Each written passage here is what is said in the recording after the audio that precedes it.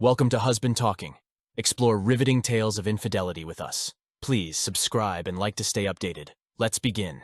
I didn't see it coming at all. My wife, Clara, hit me with two shocking revelations. "Ryan, we need to talk," she said as I walked in after work. She was still in her business attire from her accounting job, while I was in my bakery overalls. "My name is Ryan Peterson, and Clara Moore Peterson is my wife." Yes, she insists on using a hyphenated last name, kinda stuck up if you ask me, but it is what it is. She goes by Clara. I'm of German descent, and she's of Italian descent. That should have been my first clue we weren't really compatible. But I was in love with her raven black hair, blue eyes, and rocking body at first sight. We met 15 years ago when I had just gotten out of the Navy and started college together. She was 23 and I was 28. I was using the GI Bill to get a culinary degree, and she was going for, of course, the aforementioned accounting degree. For some odd reason, we hit it off. It was probably that she loved cakes, and I wanted to make cakes, pastries, and basically anything sweet. Come to think of it, my mom had a thing for sweets, and so did a lot of women. It was a seller's market with sweets always in high demand. While most businesses do most of their sales during the holidays, bakers can make bank all year round. Thanksgiving, of course, but also Halloween, Easter, Independence Day, etc. Halloween is in a dead heat with Thanksgiving for sweet demand, and my little bakery does better business at Valentine's than Thanksgiving most years. Oh, and I hate my first name, Ryan. Seriously, Mom, you had to go and name me Ryan? I introduce myself as R to everyone. Nobody calls me Ryan. Not even my wife. Okay, Mom and Dad call me Ryan, but only when they're pissed off at me. Every other time, Imar. So, Clara had just told me that we needed to talk.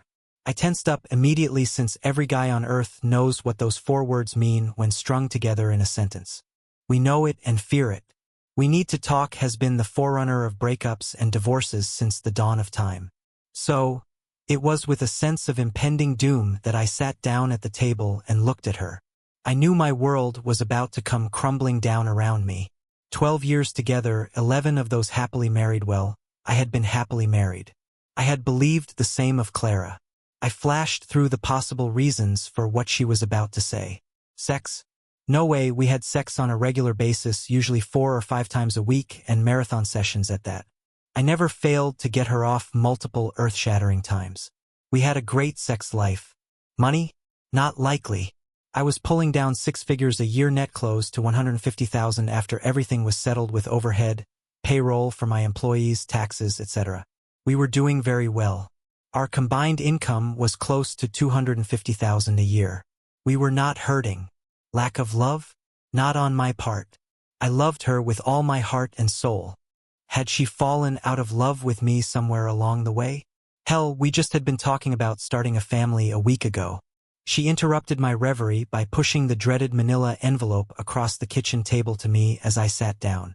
"Clara, please tell me this isn't what I think it is." I looked at her, and her face was a studied mask that betrayed nothing. "I'm sorry, R," she said softly. "I should have talked to you before, but I want a divorce." "Why?" I asked with far more calm in my voice than I was feeling at that moment. "It's complicated," she hedged, looking away. "You met someone else." I must have been in shock since I still hadn't flown into a rage. "Yes," she said even more softly, barely whispering. "How long?" I asked. God, what was wrong with me? I should have been standing and pacing back and forth, calling her everything but a child of God. I should have been threatening the guy for whom she was trading me in. I should have felt something other than total numbness. 6 months, she said. I closed my eyes. 6 months, I repeated. You've been cheating on me for 9 months. And the first I hear about it is that you want a divorce? I suppose you're going to take me to the cleaners in court since alienation of affection isn't looked kindly upon here in California. I'm left with very little recourse here. No, R, she said as she shook her head slowly. Your business is yours, not mine. The house is mine by inheritance from my grandparents, but I will give you a few days to vacate after you've found your own place, of course. They'll be seeking marginal alimony for a while until I remarry, nothing bank-breaking, though. I sighed. Do I know him? I asked at length. If you harm him in any way, you'll end up in jail, she said unnecessarily. Not that I didn't want to mess him up, but I didn't want to lose my business either. I know that. I think I have a right to know who's been horning me for the past 9 months, though. She shrugged. Dylan Roberts, she said, holding her head up straight. Son of a... That friends was bombshell number 2. I hated him already, even before this. Now I was angry. I closed my eyes and took deep breaths to calm myself. Dylan Roberts, dark-haired, blue-eyed, mega-rich from old money, and ultra-snobby with a racist, bigoted streak a mile wide, too. I had warned Clara about him after we had dinner with him to discuss some of the charities we were all involved with at the time. Shed laughed off my warning and told me he was harmless. Yeah, right, harmless like a rattlesnake. We'd met him at a charity event in our community, and even then, I didn't like the way he'd been looking at Clara. He looked at me with disdain and looked at her with pure lust in his eyes. My anger barely under control, I finally managed to look Clara in the eyes again. Well, I guess there isn't much I can do about it then. I shrugged as nonchalantly as I could. I wish it hadn't come to this, she smiled sadly, which I knew was an act. She was just trying to ease my pain. I saw through it for what it really was, though. That's a lie, Clara, I said evenly. My brain was now working on a plan, but whatever. I'm not going to contest the divorce as long as it is what you say it is. You'll have my lawyer go over the papers with me before I sign them, you know. She nodded. I wouldn't expect anything less. Rust, so you know, it wasn't anything you did or didn't do. Dylan and I just clicked on a soul level. I really do love you, but I'm in love with him. I'm really sorry it has to be this way, What a load of crap. She was in love with his money. His family is worth billions. The night of the charity ball we'd attended, he danced too close to Clara, and as they separated, I noticed him adjusting himself as she was coming back to our table. I knew for a fact that he didn't have enough to satisfy her in bed. I almost missed the fact that he had a hard-on under his tight slacks until he adjusted it. I had to, as I did then, suppress a laugh at the fact that, at least size-wise, Clara was trading way down from my beast. But since I didn't want to rock the boat quite yet, I just said, I'm sorry too. Well, after that little talk, she handed me the manila envelope. You'll be officially served in the morning, I'll meet you with my lawyer at Tom's office. This is just a preview of what I want from the settlement. She was referring to David Smith, my best bud since grade school and my lawyer in all things since I started Foster's Bakery.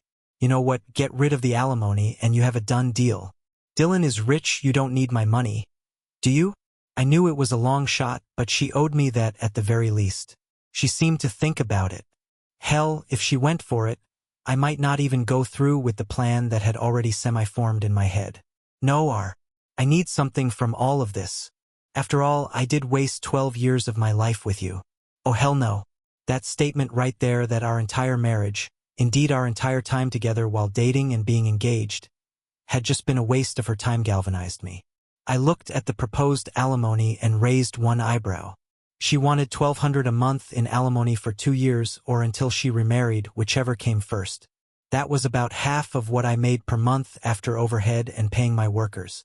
I could live on it, and I had more than enough saved in my personal savings account. I pretended to think about it. Fine, I guess that it will be worth it in the end. I shrugged finally. I'm going to pack now. I'm leaving tonight. And I did. I packed my suitcase and suit bag with my clothes, toiletries, and all that. I also packed my extensive music CD collection that included everything from Ronnie Cash to AC/DC to Beethoven. Yeah, it encompassed all those genres. Hell, I even had some Selena in there just for kicks. I loaded it all into Bullet, my 1969 Ford Falcon, and left out of there. I was gone in less than an hour and calling Kate on my cell phone as soon as I was on the road. Hey, what's up? Kate answered on the second ring. Kate, I just got kicked out, and am going to be served divorce papers in the morning at Tom's office. Clara is trading up, at least in her mind. I snorted, the bitterness finally showing through in my voice. Are you kidding me? She sounded as shocked as I felt. No, I'll be staying at the Peace Inn until I can find a place, I replied. Oh, hell no, you get your ass over to my place right now, Mr. Man. She was going ghetto on me, as she puts it. Fine, yes ma'am, I chuckled in spite of myself. Good. See you when I see you. She ended the call, and I couldn't help but smile and shake my head. Sophia Harris is my manager at the bakery. She looks quite a bit like Halle Berry, only a bit younger, just as tall though 5 feet 9 inches of Nubian goddess. We all call her Kate, and she doesn't object. Her boyfriend, Alex Johnson, plays guitar for a rock band, which made him cool in my book. He was on a road trip right now and would be back sometime next month. That gave me a few nights at Kate's place in her guest room before he got back. Hell, Derek was cool with me, so I might be able to stay even longer. No, I needed to find my own place. Hell, I could probably buy an affordable house outright with what I had in the bank, but then the 50-50 split in community property hadn't taken place yet. Yeah, I would have to probably rent an apartment for a while before I could afford my own house again. My thoughts were interrupted as I realized that I was close to Kate's place. Her boyfriend only stayed there sometimes, but he kept after Kate to move in with him down in Los Angeles. Kate wouldn't budge yet, though. She wanted a full-in commitment from him first, so here I was, 38 years old, still in good shape, already a millionaire, but alone and wiped out by the woman I had fallen in love with and married me soon Tobik's wife, the cheating gold-digging bitch. I pulled into Kate's driveway and parked right next to her little Mazda 3. I swear to God that little car cowered in fear of Bullet. I smirked as I gave Bullet one more gun of the engine before shutting down the big V8. As I opened the trunk and grabbed my suitcase, I saw Kate open the door and walk out in just some Daisy Dukes and a tank top. I caught my breath as I took in her full breast straining at the tank top, her long silky legs, and her gorgeous round ass. I quickly pushed those thoughts from my head, however. I closed the trunk and walked toward her, and Kate let me in without a word. The look on her face was one of disbelief warring with several other emotions. I'm pretty sure I was still in shock at this point. Yes, I was in shock. It was how I was still functioning. But no sooner had I gotten inside, I dropped the suitcase and collapsed to my knees. The depths of what had happened finally sank into my shock-addled brain. I had compartmentalized it as long as I could, but now it all came bursting out of my mental compartment and out of my eyes. Great, racking sobs shook my body as the tears flowed freely, and I felt 2 long female arms go around my shoulders as Kate knelt beside me. I clung to her desperately, her presence alone holding me in this world and keeping me from completely withdrawing into myself. "So it's okay now. You're gonna be fine," she soothed. "No, I shook my head. Yes, I was wallowing in self-pity. I admit that freely." Her response was to pull my head to her ample bosom, and I felt loved at that moment, the love of a very good friend, but at least I felt love from somebody. She drew me to my feet with her, and we walked okay. She walked and I stumbled into the living room and collapsed on her big leather couch.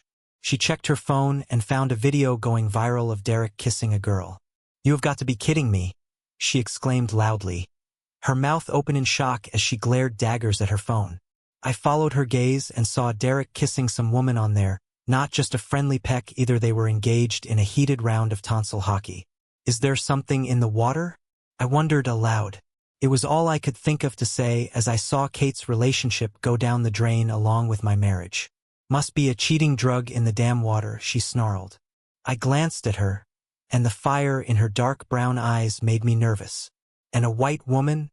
That son of a bitch said he doesn't even like white women." I listened to her going off on him for about 20 minutes. Then she looked at me and broke down in sobs of her own. I returned her favor from earlier, holding her as she let it all out. When she was all cried out, she looked at me with bloodshot eyes that pretty much mirrored my own. "Look at us. Huh? 2 of a kind." She laughed sadly, and I smiled as a few stray tears ran down my face too. "Well, at least Clara did it to me in private," I shrugged. "Your dirtbag did it on national television." "I'm so sorry, Kate. Not your fault, Han." She hugged me tight, then reached for her cell phone. "Excuse me while I call his cheating ass and tell him what time it is." "No problem," I nodded as she hit his speed dial button. "Hey, Derek." "Who? Yep, we saw the video.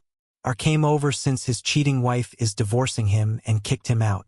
No, he's gonna be staying with me for a few days, just until he can find his own place. No, and that brings me to why I'm calling you. I saw you playing tonsil tag with that hoe." She stopped and listened for a few seconds, rolling her eyes. She silently placed her finger to her lips and hit speaker so I could listen in. I nodded in understanding. But baby, I'm just playing. I got needs, you know. She don't mean nothing to me. I just need a little something on the side while I'm on the road. He was whining and wheedling. Dumbass didn't belong on the band now as far as I was concerned. Well, Derek, we're done now, she said with iron in her voice. They'll have the shit you left here sent back to your place in Los Angeles. I don't want to see you, hear from you, or anything. You feel me? But baby, he started, sounding desperate. You lost the right to call me baby when you sucked face with that hoe on national television. I don't play that. We are done, finished. Get that into your head right now. Goodbye, Derek. Before he could whine anymore, Kate ended the call and blocked his number. She looked at me and gave me a rueful smirk. Well, that's that. Zero tolerance, I nodded. Zero tolerance, she agreed. Cheaters don't deserve second chances. So what is she doing with the divorce? Don't even tell me she's going to take you to the cleaners. I swear I'll smack the blonde off her head. Kate always got me going with her euphemisms, and I found myself grinning at that one. Strangely, no. She wants $1,200 a month in alimony, probably so I won't try to stand in the way of her getting remarried ASAP. But other than that, the settlement she's offering is very fair. I shrugged. I was all cried out and had come into the acceptance phase of divorce grief. Okay, acceptance was way off. I wanted to make them pay, and now that I was thinking clearly, my plan was coming into shape in my head. It would depend on a few things like who was catering their wedding, but the more I went over it in my head, the better it felt. So she must be serious about the dirtbag. Did she tell you who it was? Kate asked. Yeah, and you're going to love this. Dylan Roberts, I smirked. Kate's eyes went wide. I never would have taken Clara for a gold digger. Neither would I until now. She had everyone fooled, apparently. I shrugged. Her parents never liked me, so I'm pretty sure they pushed her into it at least a little. I was never good enough for their little darling. Okay. I have to admit that I let my bitterness show through there for a moment. Well, Kate shrugged. I can see the wheels turning. What are you planning? Kate could always see when I was thinking really hard. She saw it often enough at work when I would have to solve some problem in the shop or the factory. Revenge of monumental proportions. I smiled serenely as I told her. Russ, trust me on this. It will make a lasting impression on them for the rest of their lives. Okay, I'm almost afraid to ask what you got so far. Kate was chuckling now. I laid out my basic plan for her, and she erupted into gut-busting laughter. You are one crazy bastard. She squealed as tears of laughter fell down her face. Okay, we need to figure out how to do this. So we did. We stayed up drinking beers and hashing out our plan of action for when the wedding would take place. We figured that in 4 months, since I wasn't going to fight the divorce, they'd get married 1 to 9 months after that. We'd be ready, and if I could remain cordial with Clara and yes, even Dylan, I might be able to get into the wedding without crashing it. By the time I took my suitcase and bag into the guest room, it was well after midnight. I told Kate that I would be late to the shop since I had to go see Tom to sign the divorce papers in the morning, and she understood. She said she would keep everything going until I got there or I could take the day off if I wanted. I slept surprisingly well that night. Maybe it was the beer, which we drank in moderation, or maybe it was the twisted and insidious plan I had devised to make Dylan and Clara's wedding a memorable experience for them. Either way, I was happy with what we'd figured out. I was up bright and early with a smile on my face. I heard the sounds of bacon and eggs sizzling on the stove, and the scent woke me up even more. She also had a fresh pot of coffee brewing, and that was even better. I couldn't remember the last time that Clara had cooked me breakfast, but damn it, Kate was, and we were just temporary roommates. I showered and dressed in a t-shirt and jeans since I didn't feel like going into the shop after seeing Tom. I then joined Kate in the kitchen. Good morning, Kate. I smiled as I sat down at the bar stool at her kitchen nook. Good morning, sunshine. She gave me a dazzling smile. You look a lot better this morning than when you got here last night. Thanks to you and beer. I nodded in appreciation, which got me a musical laugh. I had to laugh too since Kate's laugh is infectious. Well, Harry, some eggs and bacon for you. Are you coming into work after you see Tom? She sat down the plate and a mug of coffee in front of me. Thanks, Kate.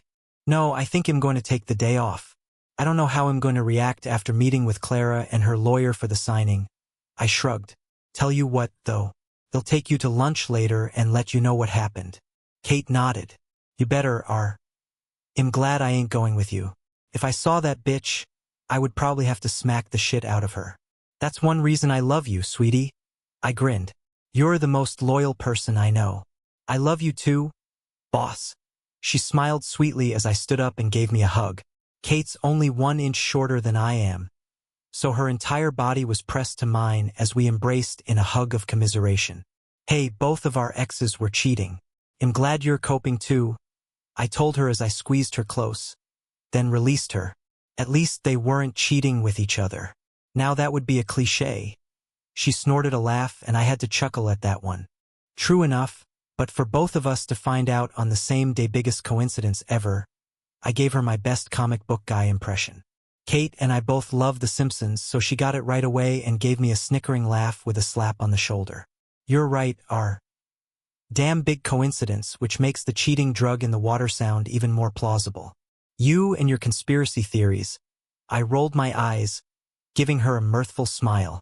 Hey, the truth is out there. Kate gave me a spooky look. When Wed finished cleaning up and loading up her dishwasher, she handed me a key to her place. It was going to go to Derek, but I think you're going to need it more than he will, she smiled. Thanks, Kate. I smiled, kissing her cheek again and hugging her tight. Don't worry, though. I'll find my own place in a few days and it'll be out of your hair. No rush, R, she assured me. Trust me, Han. I would rather have you around where I can keep an eye on you than have you on your own where only God knows what you would do by yourself. My parents went through a divorce, so I know how my daddy took it when Mama left him. I'm not letting you out of my sight. Okay, Mom. I smirked, and she swatted my shoulder with a cheeky smirk of her own. I would heard about what had happened and how her mom was mentally off balance. She hadn't cheated on Kate's dad, but there were other issues with her personality and mental health that led her to alcohol and finally divorcing him. I didn't know all the details, but it wasn't as sordid as my own situation. However, her dad had taken it hard. For some background on our relationship, Kate and I had known each other for 20 years now. She's 2 years older than me, but kind of kept an eye on me in school when we were kids. Back then, I was smaller than all the other boys, so I got picked on a lot. Kate was taller than most of the boys and girls already and was well on her way to Amazon status. She stood up for me and nobody wanted to test her. But she wasn't just reactive in that regard. She taught me how to stand up for myself. She taught me how to fight dirty since my own folks wouldn't do it. She learned young how to take care of herself. By the time we were teenagers, I had finally grown up enough that I was an inch taller than her. Barely. I hit my last growth spurt during my sophomore year of high school, and Kate had stopped growing by then. She's 5'10" and I'm 5'11", and that was where we've been ever since. We've both filled out since our beanpole days, but we're still in good shape. She was a hurdler on the track team and I played baseball. But while Kate was good enough for a scholarship to USC, I wasn't quite good enough at baseball to warrant a scholarship.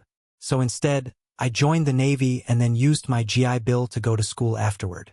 When I started the bakery just before marrying Clara, Kate had applied for the job as manager. She had an MBA, so I snatched her up quickly. Our first year, I couldn't pay her very much, but once word of mouth spread, we had almost more business than we could handle. I managed to get some great people working for me, and Kate was and is the best of them. I left her in charge after a year in order to take Clara on our belated honeymoon. Kate kept everything running smoothly over that 2 weeks, and after the first year we were well on our way to paying off the bank loan, and I could even afford to give everyone a nice raise. At the end of the 3rd year, my shop had a miniature factory attached to it with a sizable kitchen and everything. I secured some flour and sugar contracts and managed to bring in some nice exotic blends. During our 5th year, we were sending special orders of cakes all throughout California, but I steadfastly refused to go franchise or anything like that. We became damn near special order only, though. I was offered millions for my company, but I and my employees refused to sell. They decided that they didn't want to work for anyone but me. If I had sold the shop, all my people would have quit. That decided it for me. I was going to keep it a small business with my 20 employees, and we were going to just have fun and make money while doing it. That, as it turned out, was the final nail in my coffin as far as my in-laws went. Clara's father wanted to buy into my business and expand it. I politely but firmly shut him down, saying that I wanted to keep the business small with a family feel to it. He lit me up good, telling me that expansion was the only way to make serious money. I firmly and less politely pointed out that I was making some serious cash already, but that I didn't want to get greedy like him. I idly wondered what they would think of Clara cheating on me with and then divorcing me in favor of Dylan Roberts, and realized that I didn't care but that they probably approved. Old money attracts old money, and the Greens, while not as affluent as the Roberts, were still old money. Kate and I left out that morning after breakfast. She went to work while I went to see Tom at his office. When I got there, Clara hadn't shown up yet, so we shot the breeze until she arrived. When she walked in, Tom visibly tensed. I could tell by his body language that Clara and her lawyer weren't the only ones present. I stood and turned, and sure enough, there was little Dick Roberts himself. At that moment, I wanted nothing more than to wipe the self-satisfied smirk off his face. Instead, I ignored his offered handshake in favor of looking at Clara. Well, let's get it over with, I shrugged. Tom went over the proposed split and everything. Since my business wasn't funded by her money or her family's money, and since the house was a gift from her folks since her grandparents died, those were not community property and were ours. My Charger was mine, of course. I had been restoring it since high school. Tom surprised me. So you're divorcing my client in order to marry Dylan Roberts. Is that correct, Mrs. Foster? The question took her aback. Well, she hedged. A simple yes or no will suffice, please. Tom wasn't letting up on her. Her lawyer, a Gloria Allred wannabe, leaned over and whispered something in Clara's ear. Yes, she said softly, looking down as if ashamed. Tom never called her Mrs. Foster. And how soon were you planning on the nuptials? Tom went on. Now it was Clara, Dylan, and Gloria R.R. In the huddle, they were whispering fiercely back and forth. Tom took that opportunity to lean over and whisper in my ear, alimony. I just nodded back and smiled. He was trying to get me out of paying her a dime. When the three stooges broke their huddle, Clara looked at Tom again. As soon as possible after the divorce is final. We've already planned most of the wedding itself. Tom nodded. And if these reports are correct, he pulled out a detailed financial report on Dylan. Mr. Roberts here is worth nearly $1 billion. My question, Mrs. Foster, is why do you want an honest, hardworking man like your husband to pay you a dime in alimony when you can just ask Mr. Roberts here for any money you wish to spend? Clara once again got drawn into a huddle with Gloria R.R. and El Culo. Tom sent me a lightning-fast grin, and I answered back with a grin of my own while the three amigos debated their next move. When they came out of the huddle, Gloria R.R. spoke up. What would you suggest as adequate compensation then? She asked, her stern look centered on me. Well, she can have all the furniture, not just her half. I don't care about that. I shrugged. Once more into the huddle, dear friends. The whispers were more subdued this time, but finally, they broke and looked at Tom again. Agreed, the lawyer said, and so it went. I didn't have to pay alimony, but I didn't get any of the furniture either. Gloria R.R. made the necessary changes to the divorce papers. We all signed except for Snake Boy, and the filing took place that very day. As soon as the feminist lawyer left, as I was heading back to my car, Clara and little Dick came up to me. Ryan, old boy, I hope there are no hard feelings. Once again, he actually stuck his hand out for me to shake. That did it. I took his hand and squeezed extremely hard so that his face contorted in pain. Call me Ryan again, Dylan, and I will make your life a living hell. To you, Mr. Foster, get it? By the time I was done talking, he was on his knees, and the bones in his hand were scraping together. Yes, Mr. Foster, let me go, please. His face had real fear on it. I released his hand before gangrene could set in, and he breathed a sigh of relief. That was for calling me Ryan, I said evenly. As far as the rest goes, no hard feelings. I smiled, turned, and walked towards my car. I felt good now. I somehow got out of paying alimony and was basically free and clear of her as soon as the divorce was final. Oh, that reminded me. I walked back toward them as Clara was helping Dick to his feet. Clara, before I go, I need my grandma's engagement ring back. I held out my hand. Clara looked at me like I had just fallen off another planet. Then she took it and the wedding ring off and handed them both to me. Thanks, I smiled, nodding to them as I pocketed both rings and walked back to my car. I fired up the powerful V8 and shifted it into gear. As I popped the clutch and hit the gas, the car screeched its tires as I peeled out of the parking lot, leaving some rubber on the asphalt and some smoke in the air. It wasn't something I did often, but I wanted to send a loud and clear message to the two lovebirds. I looked in my rearview, and Dick was standing there dumbfounded, still clutching his right hand gingerly. I smirked happily as I drove towards the shop. When I got there, Kate was happy to see me, as was everyone else. They all came up and hugged me or shook my hand and told me how sorry they were. I thanked them all and told them all to get back to work. However, I said it with a smile on my face, so they knew I appreciated their efforts to help me feel better. The thing was, I was feeling pretty damn good already. Besides the lawyer fees and half the court costs and having to give up my half of furniture I never really liked anyway, I had just managed to pull off a bloodless divorce. Come on, Kate, I said, let's go to lunch. I drove us there in Bullet, and Kate loved riding in it. She could hear the rumbling of the engine under the hood and feel the power radiate from it like an aura of awesomeness. We ate and laughed, two old friends sharing our meal and our friendship in a new solidifying bond of recently betrayed love. I still can't believe I had absolutely no clue that she was cheating on me. I hissed finally, giving voice to my own haplessness when it came to being blind as far as Clara had been concerned. I must have really been stupid. No, you were in love. Love can blind us, you know. Kate smiled and reached across the table, squeezing my hand. I smiled in spite of myself. Thanks, Kate. I squeezed her hand back, letting her know how much I appreciated all she did for me professionally and personally. She was way more than my office manager and friend. I would come to depend on her for a long time now. First in school when I was the little kid who was smaller than everyone else. Then as the man who wanted his business to succeed and had hired her as the most eligible and best qualified of the bunch of applicants who had applied. You never have to thank me, R. A nice bonus at the end of the year is thanks enough, she grinned, and I laughed outright at that. Consider it done. I smiled and gazed into her dark brown eyes with my dark blue orbs. She looked away first, and I noticed a slight flush on her caramel-colored face. Took me aback, but I recovered quickly. Even as I felt my tools start to harden, I told myself to stop it. She's my friend, and she had just suffered a loss too. In all our years as friends, I had never looked at Kate that way before. Never in my life had I seen her as anything but a friend, albeit a very beautiful friend. Sure, I noticed the fact that she's a very well put-together woman, as I did the previous night at her house when I pulled in and she'd come outside to meet me. Hell, what red-blooded American male wouldn't notice a gorgeous Amazon like her?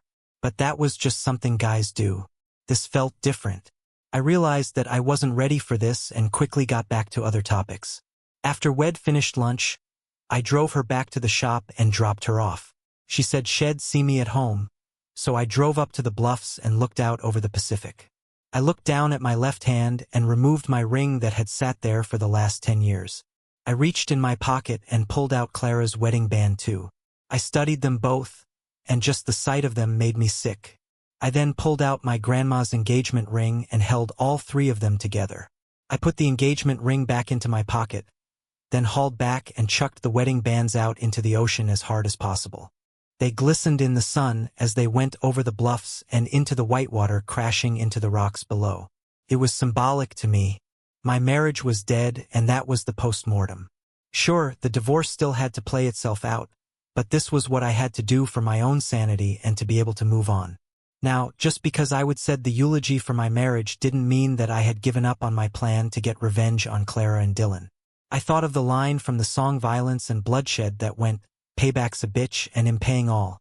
I smiled as I could hear Scott Columbus on the drums of death and Eric Adams belting out the lyrics, while Roy DeMaio laid down the bass line and Ross the Boss scorched the lead guitar. Oh yes, Dylan was going to pay for stealing my wife, and my wife was going to pay for being a gold-digging slut. Some would call me vindictive and a cav. I'm on. To those, I would just say, to hell with you, do a 20-mile road march in my boots, then judge me. 3 months later, it was all settled. Joint accounts were split 50-50. During that time, Kate and I coexisted as roomies and got along great. Nobody cared at work that we were living together. The huge surprise was when we got home one night and found the wedding invitations in the mail. Clara hadn't been kidding. They had the wedding scheduled a month from the formal divorce decree. I grinned at Kate, and she grinned back. "Okay, now it's go time," I said evilly as I drove us to Costco. Finding out the caterer for the wedding was easy. He wanted to do business with us a few months back, but it had fallen through. I decided to give him another chance and do the negotiations myself this time around. What got me laughing a lot was that Clara was going to wear white, as was Dylan in his Navy dress whites. Had been a naval aviator back during the early days of the war, while I would been in Captain Drake's Alpha team. The dumbass couldn't even wear a normal black tux, it seemed. I paid a visit to the caterer a few nights before the wedding and replaced the chocolate cake mix with my own special blend. I grinned like a Cheshire cat as I replaced the cake mix with a chocolate tasting something extra. No, it wasn't poison. It was just something that would make Clara and Dylan's wedding pretty damned unforgettable for everyone involved. Now, what I was doing could be compared to a high school prank, only done with a lot more style. But damn it, I had to get some payback. They'd hung the horns on me for 9 months before blindsiding me with the divorce papers. Granted, she had been very conciliatory in the divorce, and I was left with just a broken heart. However, that broken heart was going to cost them. I kept Kate apprised of what was going on, and she laughed hard when I told her that Operation Mudflap was a go. The invitation included the reception, which was where the real entertainment would begin. The morning of the wedding, Kate and I showered simultaneously. No, we didn't shower together, although in the past several months we had grown closer. We were, however, still gun-shy about relationships, and I, for one, was worried about ruining our friendship by taking it to the next level. I'm just glad that she had those tankless water heaters installed. When I was dressed in my Armani suit, I waited in the living room until Kate was ready. "Well, am I presentable?" she asked as I was watching a UCLA football game. I turned to look at her, and my jaw hit the floor. Before me was a vision of loveliness that would be difficult to describe, but I'll try anyway. Kate was wearing an emerald green dress that hugged her curves like a glove. The shimmery material clung to her as if it was in love with her body and didn't want to be separated from it. Her hair was done in a shoulder-length style that framed her lovely face perfectly.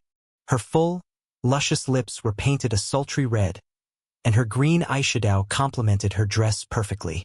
She wore 1-inch pumps, which put her at the exact same height as me. Her toned calves were on display, and the 1-inch heels showed them off perfectly. Her generous bust was barely restrained by the top of her dress, and as she twirled around, I was given a glimpse of her caramel-colored back. "Good God, you look amazing," I said when I was finally able to form coherent words. She grinned a perfect smile. "Thanks, R. You look pretty damn fine yourself." I blushed at that one. "Thanks, Kate," I said as we headed out the door. We drove to the church. Ironically enough, Billy Idol's White Wedding was playing on the radio as Bullet pulled into the parking lot. People turned and stared as the big V8 announced our arrival. Every guest there besides us was upper crust old money. Okay, this was going to be even more fun than I would anticipated. We showed our invitations to the bouncer at the door. Okay, bouncer might be too generous of a term. He looked to be one of Dylan's non-ex-security goons that accompanied him to public events. It seems that the Roberts have made some enemies over the years with their business practices, thereby making the non-ex necessary. That didn't surprise me in the least. Dylan's family is of the school of do unto others before they do it to you, their version of the golden rule. Or it could be he who hath the gold mocketh the rules. And from the looks of disdain that Kate and I were getting from the snobbish elite, I felt even better about what was going to happen this fine day. As we took our seats in the pew, I leaned over to Kate and whispered in her ear, "Remember not to eat anything chocolate at the reception." She gave me a soft giggle at that and kissed me quickly on the cheek. The service was long and boring, typical Catholic wedding. I had to fight several times to keep from falling asleep, but whatever. Dylan looked admittedly dashing in his Navy uniform, another reason to hate the turd. He had been a naval officer before resigning his commission to go into business with his family. His Annapolis-class ring glinted and gleamed as he waited for Clara to walk down the aisle. Then the wedding march began to play, and here she came, her snobbiest father by her side. I remembered our wedding and how he'd been scowling at me the entire time. Now, however, he was beaming with pride that his darling little girl was finally marrying someone of her own station. I wanted to punch the shithead in the face but refrained. All would be paid in full at the reception. So it went. I won't bore you with the mundane details of the wedding vows that she didn't take seriously the first time around, or the exchanging of rings that she cheated on with her affair with the Dick, or anything else for that matter. Then I won the Best Actor Oscar, Emmy, Tony, and Golden Globe all at once when I congratulated both of them. As we got to the reception, Kate would have won for Best Actress since she had taken Clara's betrayal of me as a betrayal of everyone who worked for me and had loved her like a sister. Dylan rubbed it in my face with another. Ryan, old boy, I hope there really are no hard feelings. The better man won out in the end. It took every bit of self-control I had not to pound him into the ground, wreck his testicles, elbows, knees, and make his plastic surgeon a very rich man with a full-face workup. Instead, I said, "You're right. The better man did win." After which, I grabbed a mildly surprised Kate and kissed her with everything I had. Kate froze for an instant, then returned my kiss with enthusiasm. Right there in front of Dylan and Clara, I claimed Kate with my lips and tongue. That first kiss was amazing. Everything around us disappeared for a moment as our tongues dueled, then danced slowly, and her arms came up around my neck as her fingers ran through my hair. As we broke the kiss, Kate looked at Dylan and Clara. Yeah, the best man really did win. She winked and left the happy couple standing there with their mouths hanging open. We shared a grin as we took our assigned places, and we had some lobster for dinner. It was actually damn good. Then it was time for the real entertainment.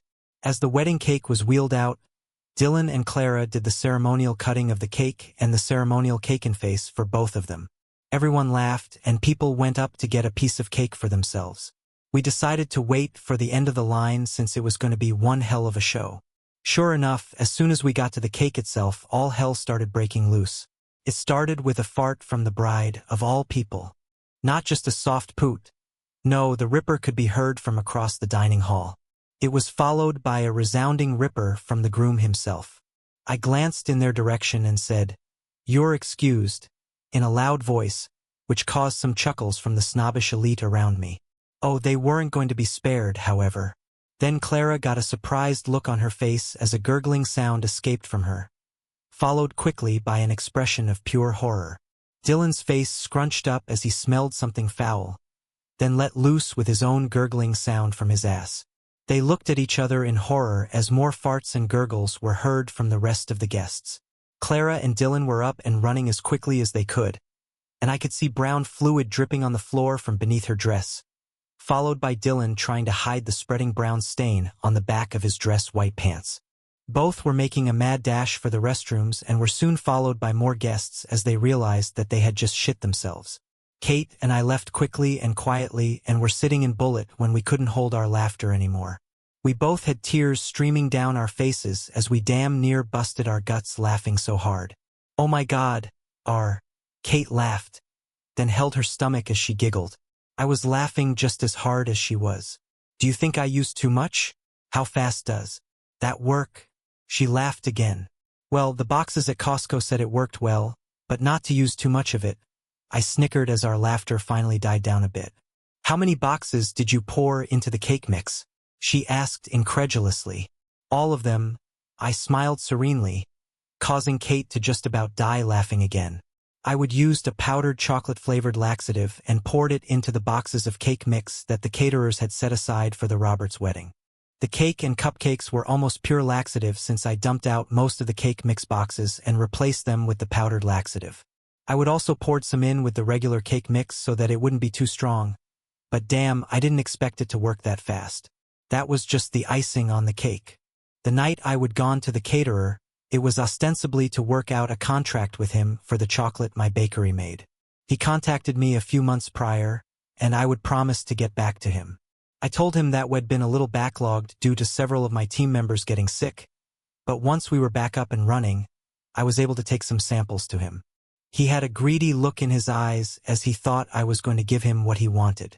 When He'd given me a tour of the place, he showed me the kitchen and had even pointed out that they were catering the Roberts wedding. I would already known, of course, but he didn't know that the bride was my cheating gold-digging ex-wife. I played nice. Then, as soon as he told his people to knock off for the day, he went back to his office. After shaking my hand, he said he would get the paperwork drawn up for the contract and would let me and Tom know when it was finished. However, I think he must have forgotten all about that contract in the days that followed the wedding itself. As soon as everyone was gone and I left his office, I made for the back door to the kitchen, propped it open, then drove my car around. I switched out the powdered cake mix for the powdered chocolate laxative and left. I made sure the door to the kitchen latched and made sure that I didn't leave any boxes that I would brought with me behind. One thing Captain Drake had taught us back when I was in was to never leave a trace behind. He was a good guy.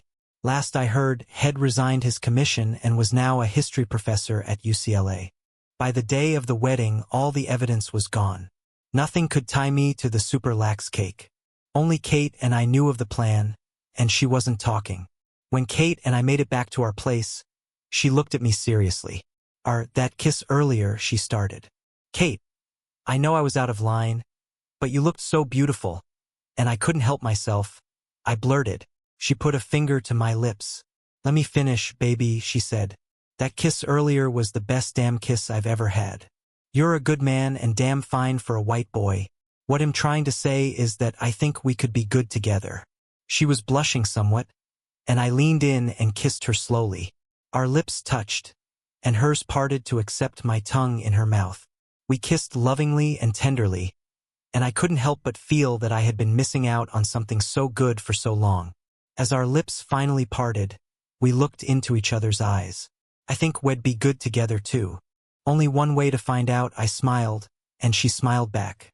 Once inside, we kissed slowly again. I slipped the straps of her dress off her shoulders as I kissed her. We made love. It was amazing. Now, some may ask why I set up the caterer the way I did. The problem was that Sam, the owner, had made a pass at Kate when she'd first gone over there to negotiate with him back when He'd first shown interest in doing business with us. After slapping Sam upside the head when he got too fresh, she came back and said that we shouldn't do business with him. What changed was when they were announced as the caterers for the Roberts wedding, and I saw the opportunity to kill two birds with one stone, so to speak. The fallout from the Brown wedding, as the press put it, was instantaneous. The news channels and newspapers ran it the next day, and there were great shots and videos of the bride, groom, and guests running for the toilets off the dining hall. I had all the guys and girls from the shop over at Kate's house with us to watch the festivities. None of the scenes there showed us, but everyone knew we'd been there. We all laughed so hard we cried as the snobbish elite ran for the toilets as if their asses were exploding. Needless to say, a lot of upper-crusty snobs were thoroughly embarrassed by the shots of them struggling to keep the brown stuff from stinking up the place too badly. The only people I felt sorry for were the janitors who had to clean all that mess up afterward. Of course, about a week after the wedding fiasco, the cops came around asking questions. Kate and I had attended the wedding, but we both said that we left when the shitstorm happened as we were worried about our own health. We kept straight faces during our interviews and only died laughing after the detectives had left. We never heard from them again. Dylan sued the caterer, but Sam the caterer skipped the country rather than pay the settlement. Last we heard, he lit out for Italy, where he was from. Not sure what happened to him after that. Dylan Roberts was caught in bed with another man's wife less than a year after the wedding. Who caught him? Her husband. And he was not very nice to Dylan.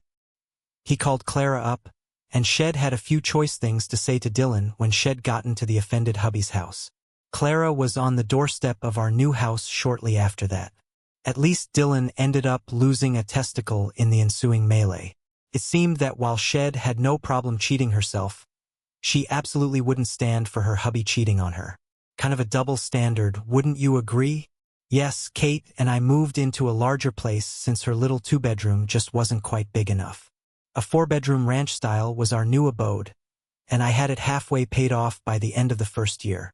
It seemed that Dylan had made Clara sign a prenup saying that if she filed for divorce for any reason, She walked away with nothing but what she had brought into the marriage. She still had her 80,000 a year job, but that was it. No billions for Clara Green. It was late the following year when we heard a knock on the door. Kate was 4 months pregnant, so I gave her a quick kiss and jumped up to grab the door myself. I answered the door to a crying Clara. "What do you want, Clara?" I asked in a neutral tone. "I'm sorry, so sorry for everything," she sobbed. "Hey, you were the one who wanted to trade up," I shrugged. "What happened?" "I caught Dylan cheating on me," she admitted as she sobbed even harder. "Wow, tough break," I said sarcastically. I'm really sorry. I was wondering if there might be any chance."